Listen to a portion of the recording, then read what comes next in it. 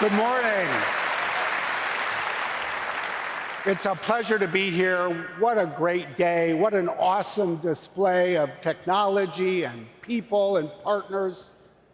I think it's a special day every year, this day in particular, because we come together and we really embody in the most physical way possible in one room that we're not just a company, we're a community. We're a community of employees and partners. We're a community that includes customers as well. And as you know, we always come together in Las Vegas in July, where it's cheap because it's hot, to celebrate the start of a new fiscal year. Our company's fiscal year begins in July, but this year, the digits are changing. It's not just the start of a new year, it's the dawn of a new decade, another digital decade. And I want to talk about where we are, not just as a company, but as a community, as we look ahead to the next decade. It is a decade that will build on the amazing technological advances of the last 10 years. I think when people look back at this period of time, they will think about the decade we're just completed. And they will remember it for 4 big leaps. Leaps in computational power, the creation of the cloud that made that power available to everyone around the world, an explosion of data. We will begin the next decade with literally 25 times as much digital data as a planet as we did when this past decade began. And of course, as we all know, it's a time when artificial intelligence is putting that data to work in lots of new ways. It's an exciting future. But I think it's also an opportunity to step back, think broadly, and remind ourselves that, in fact, civilization has always run on data. In one way, the world's first data center wasn't built in this century. If you think about it broadly, it was actually built 43 centuries ago in Ebla in ancient Syria. What archaeologists have found there is what they regard as the world's first archives or library. People constructed a facility to hold what became 2,000 clay tablets. Tablets that would look to data scientists today like data sets, recording animals and crops and commerce and land, the data that ran their civilization.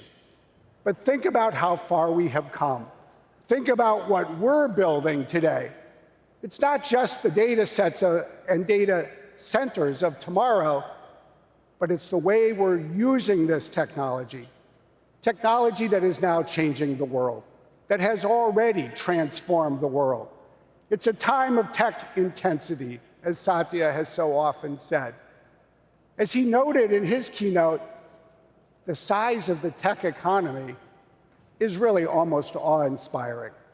Just 2 years ago, a study was done that measured the size of the world's tech economy and said that if it were a nation, it would be the 3rd largest economy in the world. And it's continuing to grow and grow and grow. And what's exciting, what we really celebrate this week, is how we're putting the power of this technology to work, to help customers, to help a company like Maersk, a company that was founded in 1886 on a small island in Denmark, following in the footsteps of people that were using ships to move goods around the world. But using the power of data, we've enabled Maersk to build an entirely new line of business, to take all the data they have about all the truckers who meet their ships so that they can build an online marketplace called Twill, and others can access that market and those truckers as well. Or think about the role of partners in another area. The work of KPMG that we've been able to do together with the Department of Housing and Urban Development in the United States, or HUD. Everybody needs a home. HUD has been providing loans to help build new homes since 1934. But with the power of data and the consulting that KPMG has provided, HUD is now enabling itself to provide loans not only faster, but better. Or think about one of our great nonprofit partners, Team Rubicon. Here in the room today, they were founded in 2010 when 8 people went to Haiti following an earthquake. But 9 years later, they need to deploy volunteers to respond to disasters around the world. They need technology, but what they really need is people. And working with a partner, Wipfleet, we have enabled Team Rubicon to put the power of Azure and AI and Teams and O365 and Dynamics together to build a new tool that has now turned that team of 8 people into an army of 80,000 volunteers. That is what technology is doing around the world.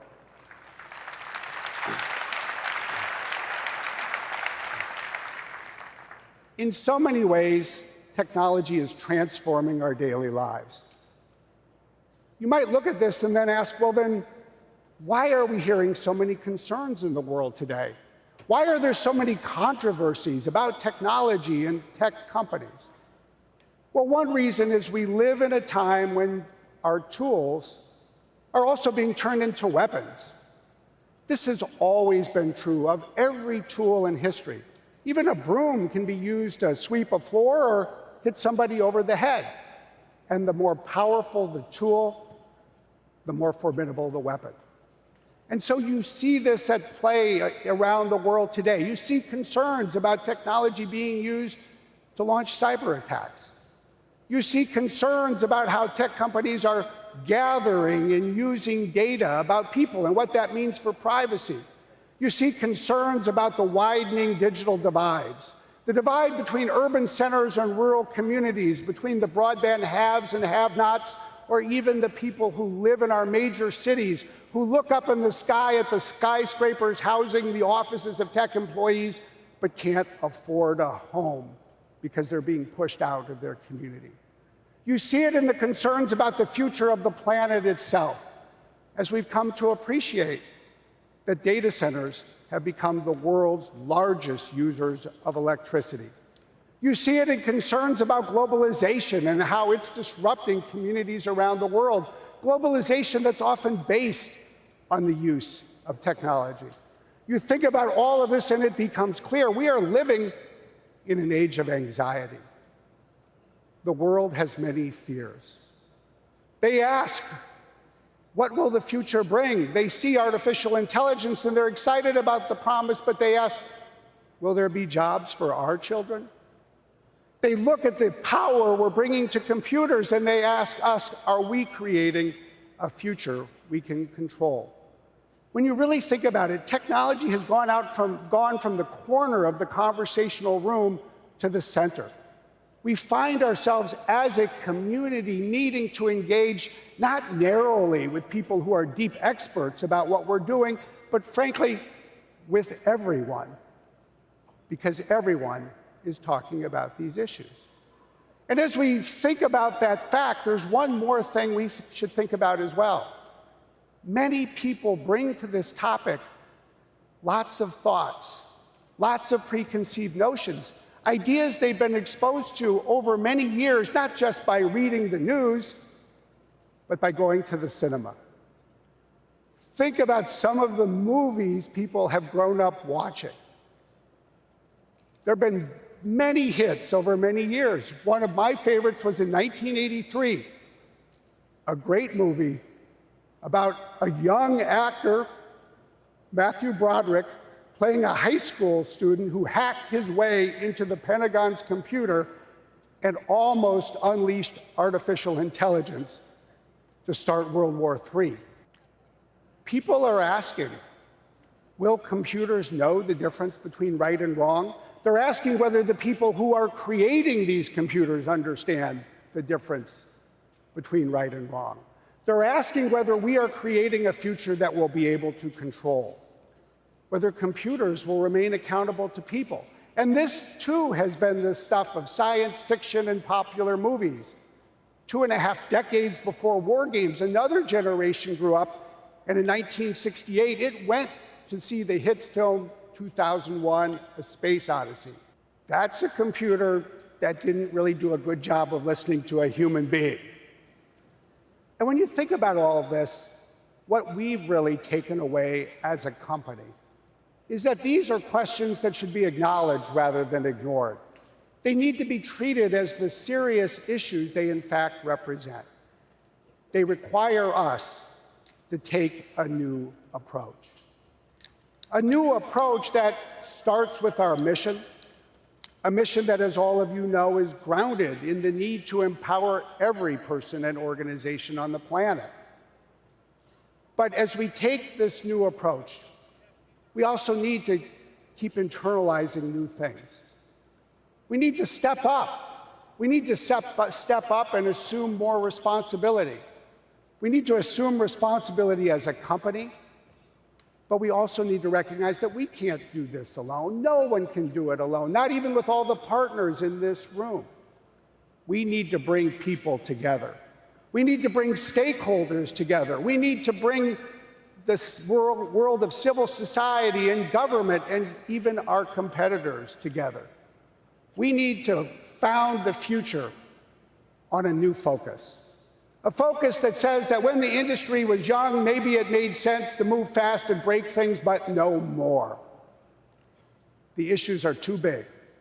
The technology is too powerful. Our new focus needs to be based on working together and fixing things together. And we need to do this in a principled way. A principled way that is grounded in transparent statements that we can share, but ultimately a recognition that at the end of the day, we will be measured not by the speeches we give, but the work that we do. And that is why, more than anything, perhaps I would argue more than any single company, we are focused on getting work done.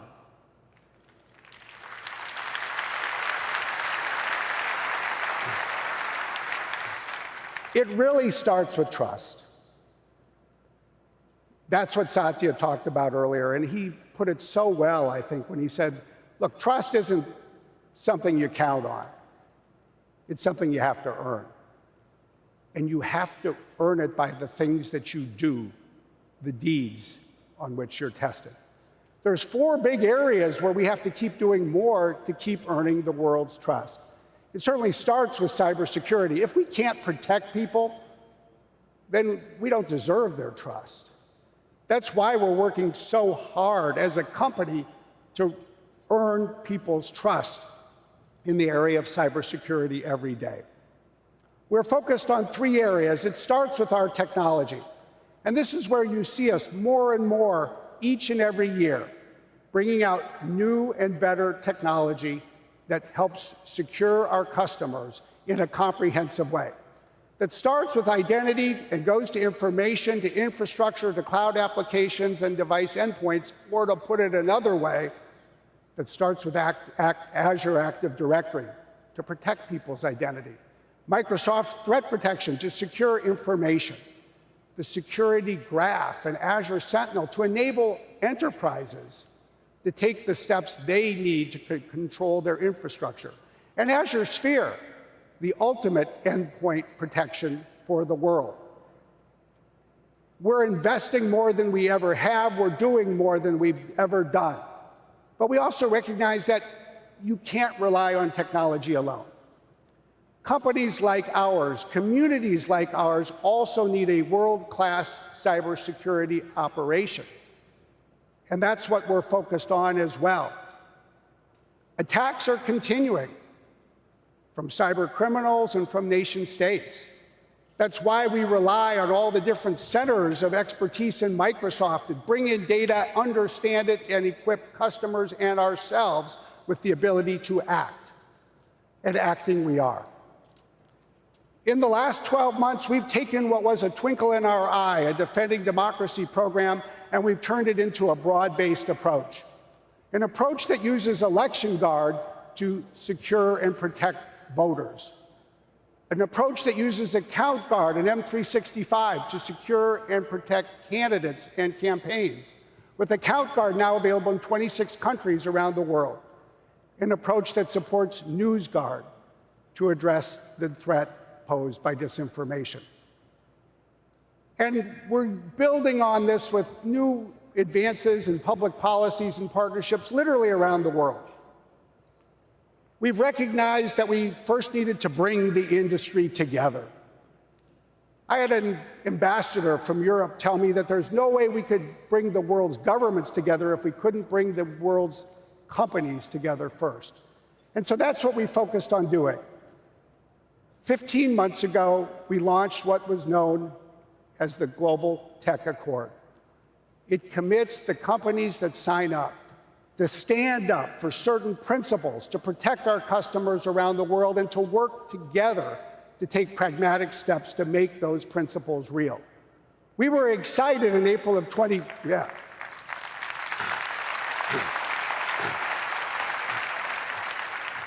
We were excited in April of 2018 when we were able to launch this. We had 34 companies come together and launch it. But you know what I think is really exciting? 15 months later, that group of 34 has become a group of 106 companies from 22 countries around the world.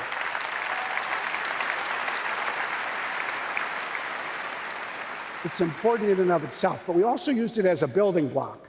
We said, this is the launching pad to do something even bigger and broader.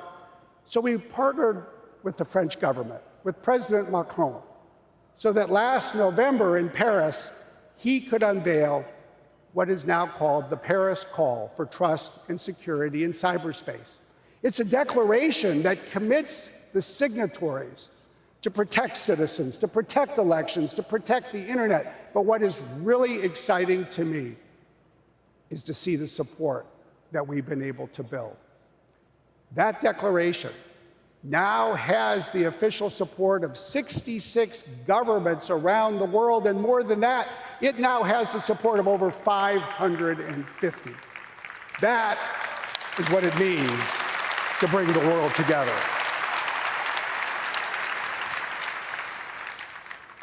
Of course, it starts with security, and our job would be pretty big if that's the only thing we had to do. But that is just the start. The world has recognized what we've understood for many years, that privacy is a fundamental human right. But it's also one other thing that is at the heart of what we're doing as a company. We recognize that privacy is both a fundamental human right and a critical enterprise need. That is our niche in many ways. We're now pursuing a three-pronged approach to better protect privacy around the world. We're focused on three things: putting users in control of their data, recognizing it's their data, it's not our data, and whether you're a single individual, a startup, or the world's biggest company or government, it belongs to you, not us. You get to control it, we don't. That is a principle worth standing for. Of course, that needs to be coupled with a commitment to product transparency, so people know what we are doing with their data. They know what data we have, and they can address it and correct it and change it. But we're also focused on this third prong, enterprise enablement. Enabling enterprises with new tools to make real all the needs they have, not just for themselves, but for their customers in turn. Now, over the last year, since we were together last here in this building, a big focus has been on GDPR. Increasingly, you hear people calling for GDPR, not just in Europe, but for the world, and that is a good thing for people to call for. Any day that a tech company endorses GDPR for the world is, in my view, a good day for our industry and for our customers. But you know what's interesting?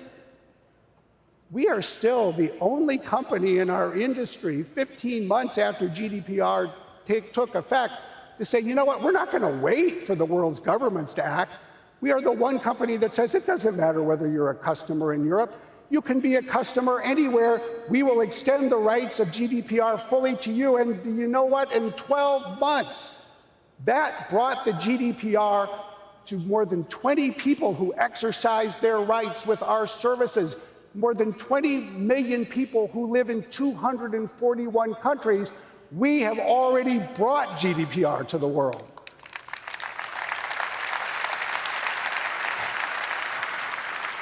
Now we're focused on taking our three-pronged approach and building out a broadening suite of tools and services and products to empower our customers to exercise their privacy rights even more fully.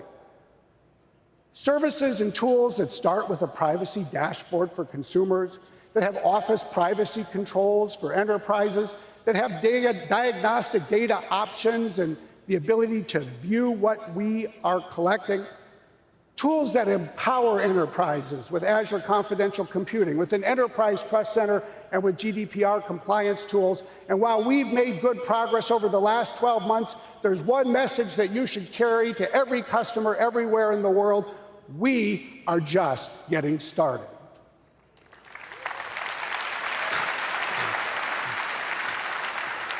There's one other thing that I think the privacy regulators of the world have realized. That as privacy issues are debated around the world, whether it's in state capitals or capitals in other countries, they can always count on Microsoft.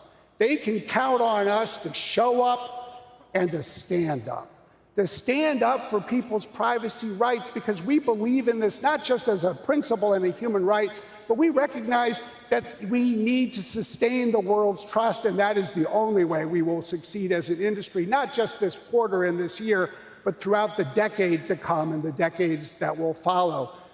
Even when the rest of the industry is still at home, we will be present.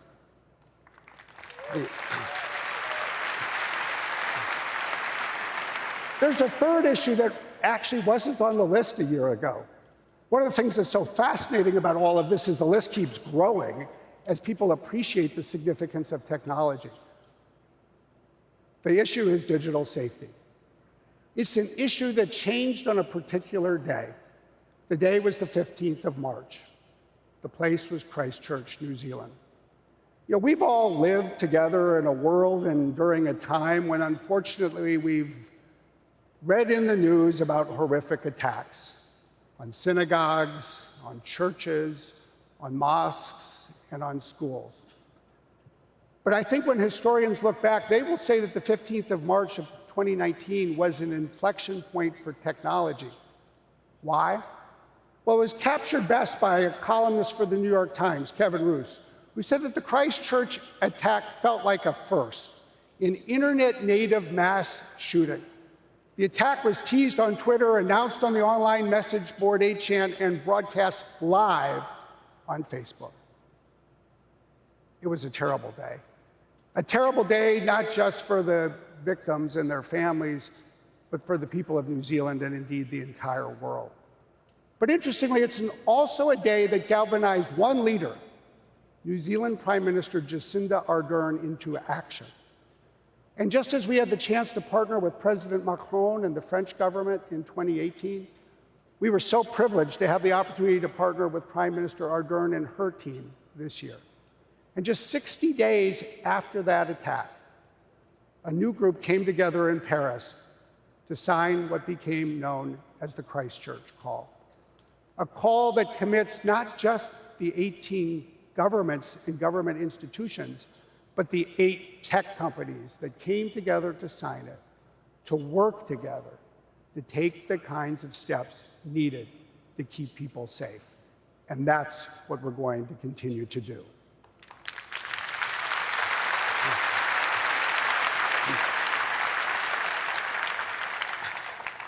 So much of this, in some ways, sets the stage for the next, in some ways, even bigger challenge: the challenge of artificial intelligence.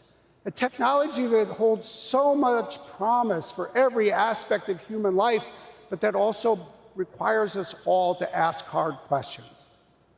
As we've said repeatedly, the fundamental question is not only to think about what computers can do, but what they should do.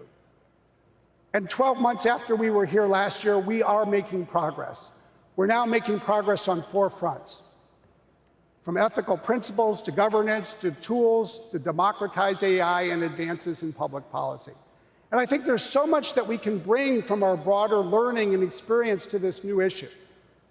One of the things that's really interesting about this topic, I think, is that in many ways, artificial intelligence as an intellectual field was really born in 1956 at Dartmouth College in New Hampshire.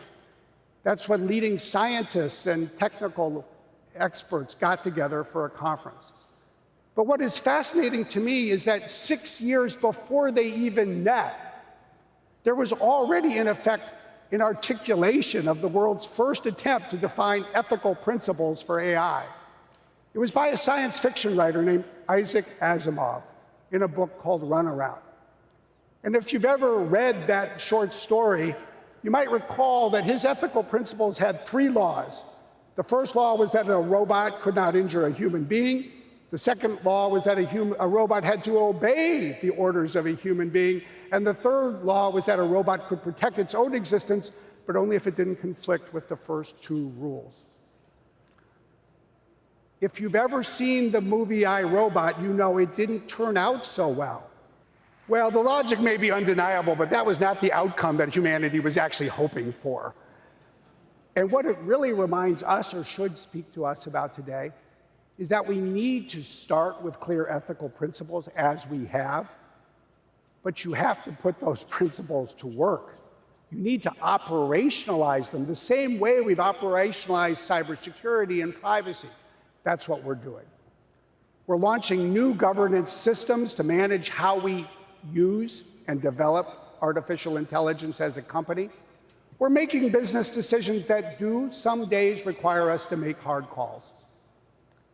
There are days when we turn down deals because we believe that the technology we're creating will be used in sensitive scenarios that will lead to bias or discrimination or invasion of privacy or an infringement of people's most fundamental rights. And even as a community,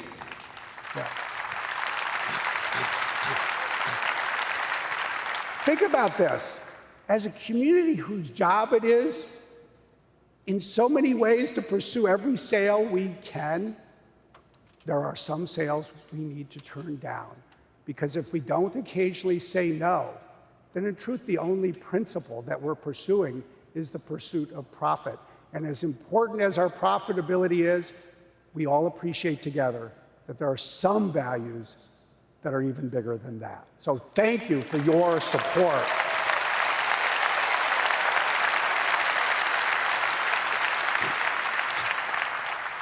Ultimately, it's also about new technologies. If you look at what we're doing on the technological front, we're bringing new advances in machine learning and private AI, and we're not only creating it for ourselves, we're sharing it with the world in open source form on GitHub.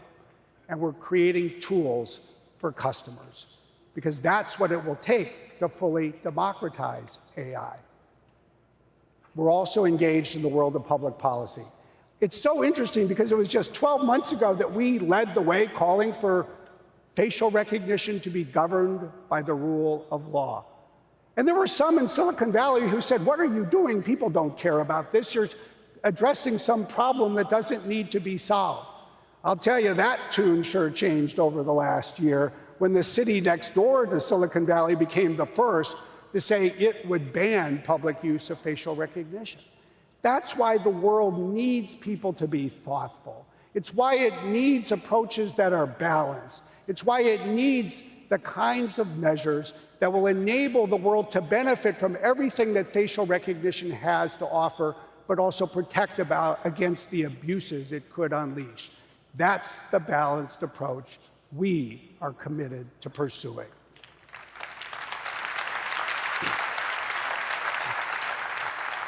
As we focus on trust, we're also focused on the digital divide.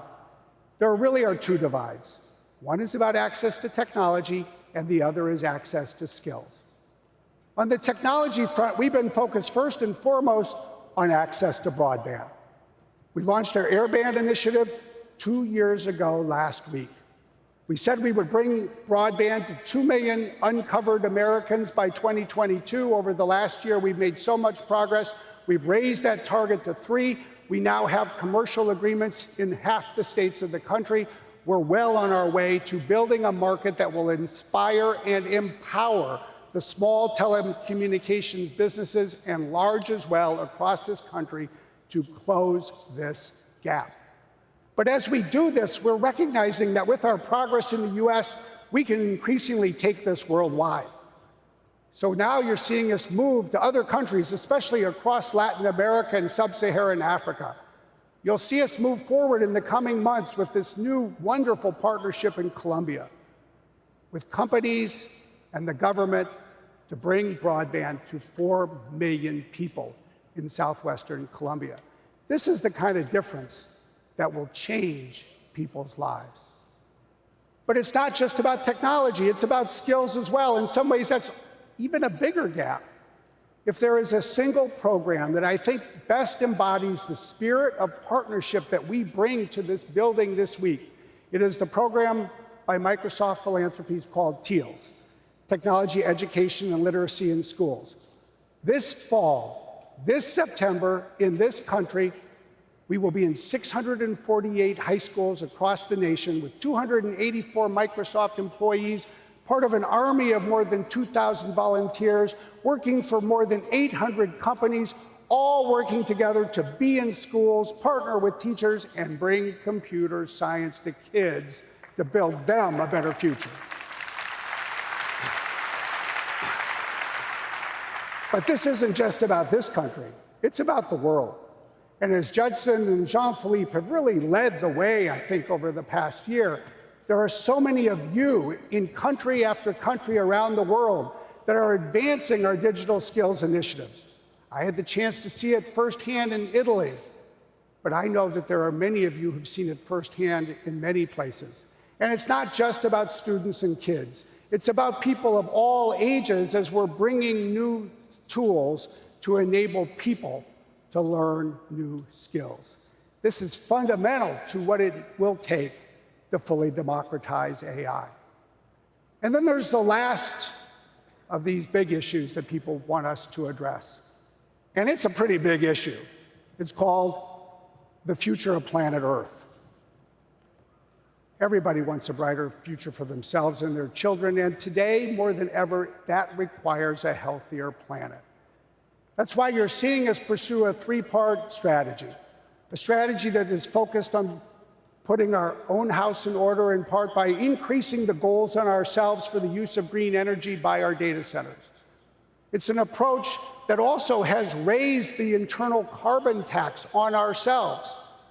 Amy Hood and I got together, and with Satya's approval, that went from $8.44 a metric ton of carbon last year to $15 this year, and we're putting that money to work.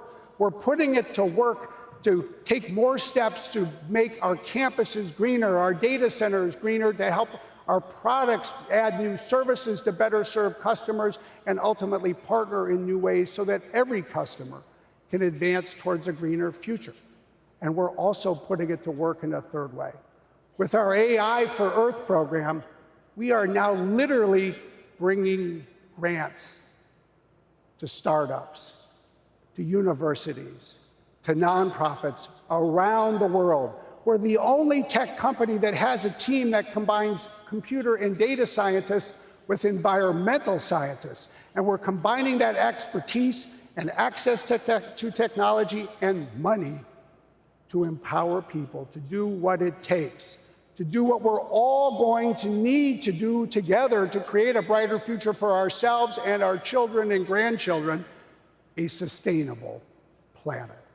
That's what we're committed to doing.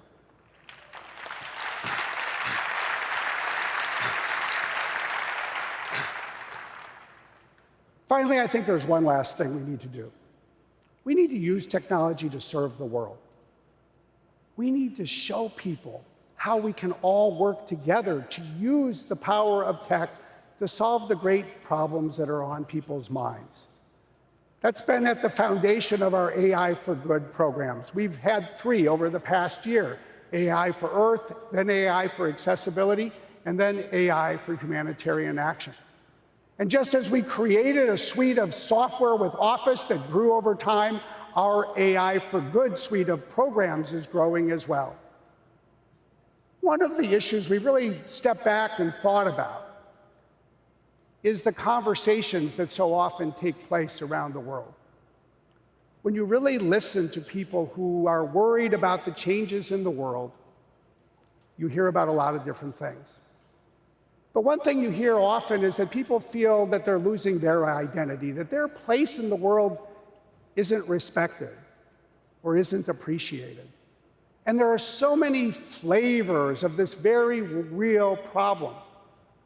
One interesting data point, I think, is that in the world today, there are 7,111 languages spoken. But every 2 weeks, a language dies. It dies when the last person who spoke it passes away. It's projected that over the course of this century, the world may lose half of the world's current languages. When a community loses a language, it loses its connection to the past. It loses part of its present. It loses a piece of its identity. And what we ask ourselves is that when we think about this heritage, is this too something that technology can help address? That's what inspired us to create our fourth AI for Good program, now called AI for Cultural Heritage.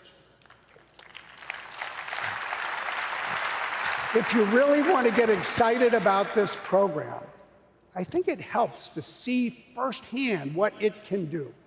Let me share with you part of what I've had the opportunity to learn as our teams have been working around the world, as you can see in this video. Our cultural heritage as individuals, communities, and countries provides a link to where we came from and informs us about where we want to go. It's embodied in the people we know, the languages we speak, the places we visit, and the historical artifacts that we hold dear. But as new technology propels us into the future, how do we honor our past? How can we use today's digital tools to preserve and celebrate what makes us who we are and helps us understand our place in the world?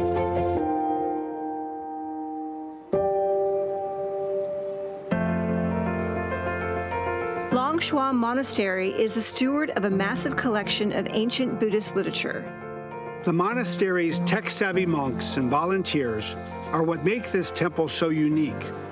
Many have computer science degrees and backgrounds in the IT industry. They're bridging past and present while embracing new technology. 前2前进，人要向前看，生活才会充满希望。上进。 For centuries, scholars have pored over these texts and built upon one another's work, seeking new understandings and insights. But editing and translating millions of characters and ensuring that that data lives on is a perennial challenge. 但是有了人工智能技术之后呢，我们就可以这样的话，这些东西都电子化之后，我们就可以利用这种自动的技术去进行的文本的比对。 是的，这个工作是有它的这个紧迫性，因为首先这些古代的文献，如果现在没有及时的去收集、寻找的话，它可能慢慢的它就会失散，就会遗失。那么我们在今天也是感觉到有责任，能够把这些传统文化里边精华的东西重新挖掘出来，能够让现代的人能够受益，也能够帮助我们能够更好的去面对未来。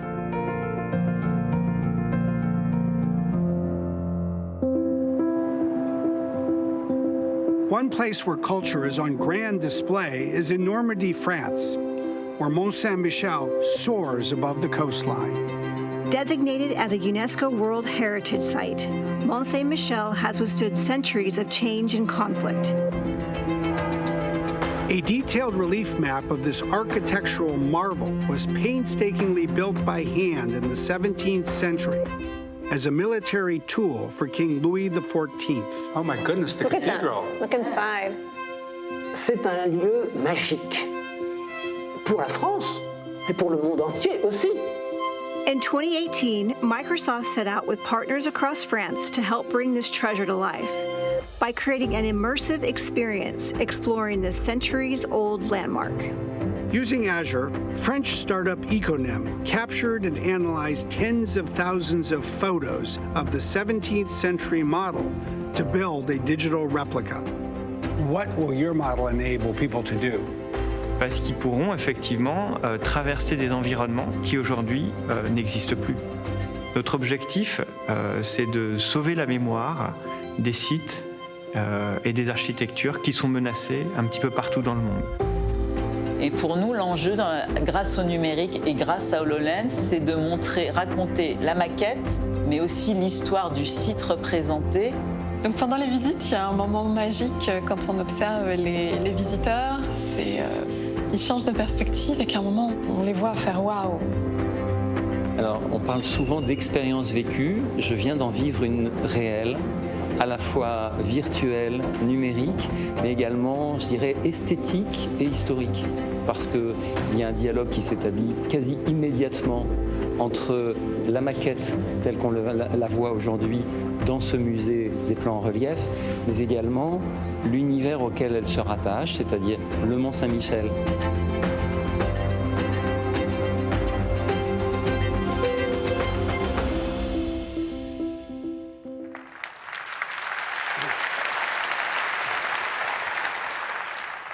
I'm excited about that. Because let's face it, we live in a divisive time, but we are committed to a spirit of inclusion. We're committed to a spirit that not only respects but appreciates people's differences. And we recognize that technology can be put to work to value and celebrate those differences so that every one of us feels at home. But there's another aspect to this spirit of inclusion that is important as well. I think that it really requires one to think about what it takes to unite the world. It is both an appreciation of our differences, but also our common bonds. And there's few ways that are better to appreciate our common bonds than to recognize our place in the universe. We all share together a pretty small planet in a distant corner of the Milky Way galaxy. 50 years ago this very week, one of the things that united the world was seeing our place in the universe when humanity landed for the first time on the moon. And as we think about the future, 5 decades later, we need that appreciation of our common bonds perhaps more than ever. And when you also think about it, in one very important way, a telescope will always be more powerful than a rocket because we will always be able to see farther than we can travel. But in order to understand what we see, in order to fully appreciate our place in the universe, it will take a company and a community like ours because it will take the power of data. Power that is being unleashed by 17 countries and the nation of Chile, as I had the chance to see for myself just a couple of months ago. 50 years ago, this very month, the world witnessed what seemed like a miracle. Liftoff. We have a liftoff. The crew of Apollo 11 landed on the moon, fulfilling a mission not just for one country, but for everyone back on Earth. It was a voyage of discovery that built on centuries of progress to unlock the secrets of the heavens, a quest that continues to this day in Chile at the European Southern Observatory, or ESO. Hello. Hey, Fred. How are you? Nice to meet you. Hi, good to see you. Good to see you. This extraordinary place is where researchers from all over the world rely on advanced telescopes to seek out answers to some of humanity's pressing questions. ESO scientists have combined cutting-edge optical and computing technologies to become the most productive ground-based observatory in the world.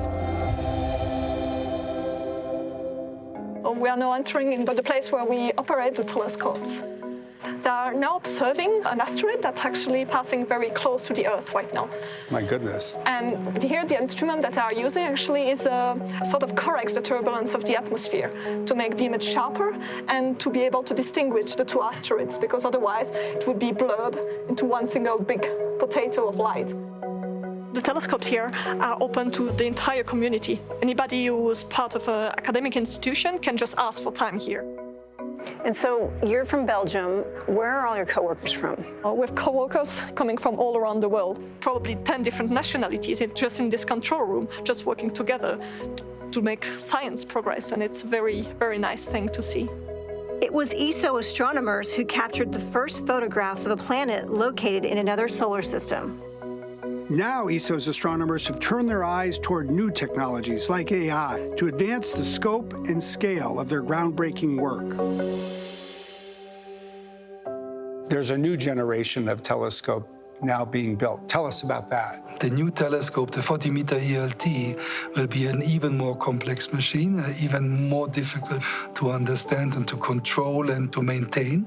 The scientific potential of such a telescope is really a jump of a factor of 5 to what we have today. We want to really characterize the atmosphere of these planets, to look really for signatures of life or whatever we find. We don't know. So our mission is really to give the best possible data to our scientists so that they can carry out the research. We're going to have a huge amount of data coming with the new telescopes, but also more complex data to analyze. We really need new methods of processing and looking at the data to make the most of what we get here with those telescopes. Today, ESO stores nearly 140 terabytes of data annually. In the coming years, that number is expected to mushroom to 3 petabytes every year. Using Azure and Microsoft AI, work has begun to train AI models to better predict and address periods of optical turbulence, ensuring that observations are more effective. And with the power of our cloud, Microsoft is helping ESO extract and classify images and apply AI models to better understand what astronomers are looking at. I'm foreseeing a long-term partnership with them. It's not only AI today, it's about quantum computing, it's about improving on the silicon and the chips. At the end, we are doing the same thing as Galileo did 400 years ago, right? Not putting our eye on the telescope, but using computers and all the things, but the spirit is pretty much the same. It is a spirit of discovery. Yes. As technology allows us to peer into the far corners of space, it helps us not only to see our place in the universe, but to recognize our common bonds here on Earth. On good days, technology empowers people to achieve more in their lives and helps us see the good in each other. It brings out our best and helps us inspire each other. And on our best days, it helps us appreciate the ties that connect us, enabling us to imagine a brighter future together.